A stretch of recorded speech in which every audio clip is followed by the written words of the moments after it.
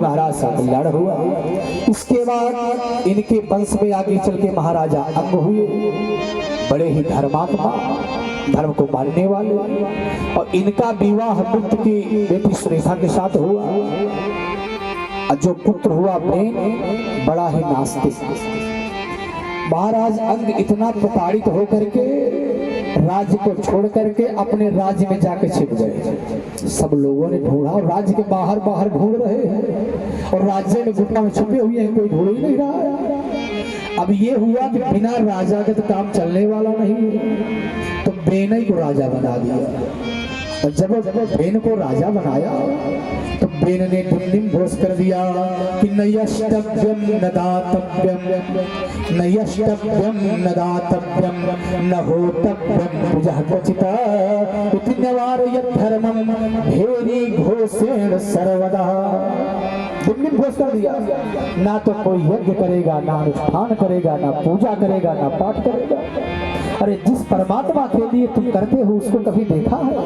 कैसा है? तो उसके लिए क्या करना है? जो भी कुछ करना है बेन के लिए करो, बेनाय स्वाहा। अब संतों महात्माओं ने सोचा कि पूरी प्रक्रिया गड़बड़ कर देगा। समझाया, कहा भैया देखो, धर्म को रोकना ठीक नहीं है, संत महात्माओं को अपना कार्य करने दो।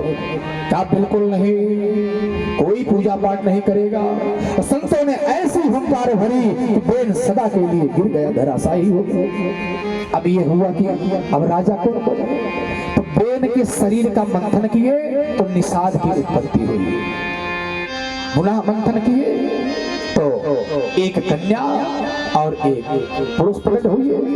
और कन्या का नाम आर्ची और पुरुष पृथु महाराज। शंख चक्र गदा पद्म देखे, कहा भगवान ने ही हमारे कल्याण के लिए उत्पन्न हुए।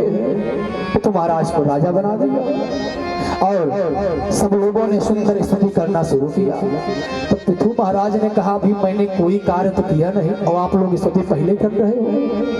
तो बिना कार्य की स्तुति करोगे तो मैं कुछ नहीं करूंगा। कार्य कहा महाराज, अन्न की चिंता से दर दर भटक रहे हैं भूख से, कुछ उपाय करिए। पृथ्वी मैया को कहा कि वसुदेव तुम भविष्यामी में तुम्हारा वध कर दूंगा, तुम्हारा काम है एक अन्न को लेकर के हजारों दानों में परिवर्तित करना। पृथ्वी मैया गाय का रूप बना के प्रकट हो गए। कहा महाराज, जब राजा नास्तिक होता है तो मैं सभी रत्नों को छिपा लेती हूँ, लेकिन जब राजा योग्य हो जाता है तो मैं प्रकट कर देती हूँ।